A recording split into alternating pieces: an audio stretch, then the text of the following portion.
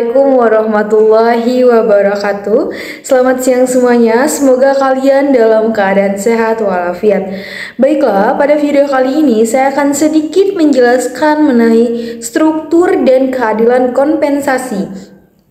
Sebelumnya, izinkan saya terlebih dahulu memperkenalkan diri. Perkenalkan, nama saya Indriani dari kelas manajemen 22B dengan NPM 2241115. Baiklah, mari kita memasuki materi yang akan saya sampaikan. Materi yang pertama akan saya sampaikan yaitu mengenai kompensasi. Apa itu kompensasi? Jadi, kompensasi adalah semua pendapatan yang berbentuk uang atau barang, langsung atau tidak langsung yang diterima karyawan sebagai imbalan atas jasa yang diberikan kepada perusahaan. Kompensasi karyawan, semua bentuk imbalan yang diberikan kepada karyawan sebagai imbal balik dari pekerjaan mereka. Beberapa konsep kompensasi. Yang pertama ialah gaji. Gaji ini balas jasa yang dibayar secara periodik kepada karyawan tetap. Balas jasa dalam bentuk uang yang diterima karyawan sebagai konsekuensi dari kedudukannya sebagai seorang karyawan yang memberi sumbangan tenaga dan pikiran dalam mencapai tujuan perusahaan.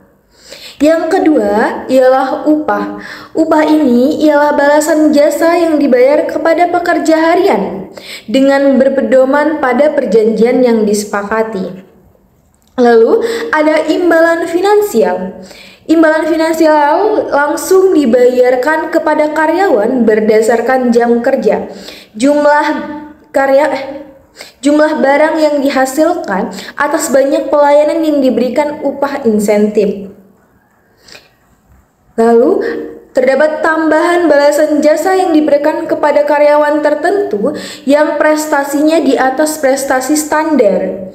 Selanjutnya terdapat imbalan langsung yang dibayarkan kepada karyawan karena kinerjanya melebihi standar yang ditentukan. Biasanya disebut kompensasi berdasarkan kinerja.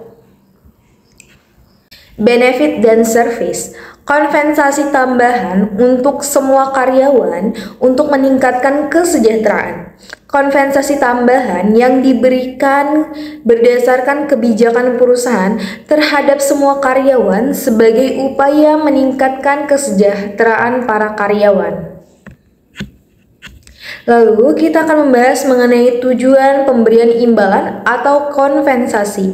Yang pertama ialah secara khusus digunakan untuk mengarahkan, mengatur atau mengawasi perilaku karyawan. Lalu terdapat hasil yang diharapkan adalah karyawan yang tertarik untuk bekerja dan termotivasi untuk melakukan pekerjaan sebaik-baiknya. Yang ketiga ialah menjalin ikatan kerjasama formal antara perusahaan dan karyawan. Lalu yang keempat, karyawan dapat memenuhi kebutuhan dan memperoleh kepuasan kerja. Yang kelima, mendukung keaktifan pengadaan karyawan. Lalu untuk memotivasi karyawan, dan yang terakhir ialah menjamin stabilitas karyawan dan meningkatkan kedisiplinan karyawan. Selanjutnya mengenai asas kompensasi. Yang pertama ialah asas adil.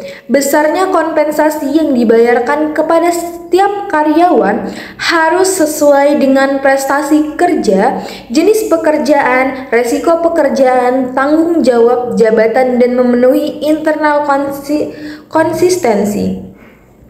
Lalu asas layak dan wajar.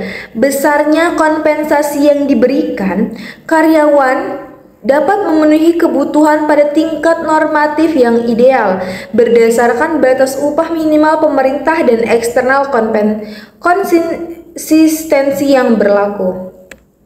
Selanjutnya ialah teori keadilan. Seseorang akan mengevaluasi kewajaran atau fairness keadaan mereka dengan membandingkan dirinya dengan orang lain.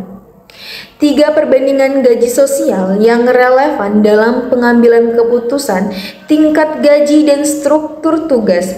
perbandingan gaji eksternal, perbandingan gaji internal dengan karyawan lain dalam perusahaan tetapi pekerjaan yang dibandingkan berbeda. Perbandingan gaji internal dengan karyawan lain yang mengerjakan pekerjaan yang sama. Selanjutnya ialah menetapkan kompensasi. Langkah-langkahnya yaitu mengadakan survei gaji atau keadilan eksternal. Selanjutnya menentukan nilai tiap pekerjaan melalui evaluasi pekerjaan dan keadilan internal. Lalu mengelompokkan pekerjaan serupa dan menentukan peringkatnya dan menentukan harga pada tiap peringkatnya atau mengoreksi tingkat output. Baiklah, mungkin materi itu saja yang bisa saya sampaikan. Kurang lebihnya saya mohon maaf. Saya akhiri dengan wassalamualaikum warahmatullahi wabarakatuh.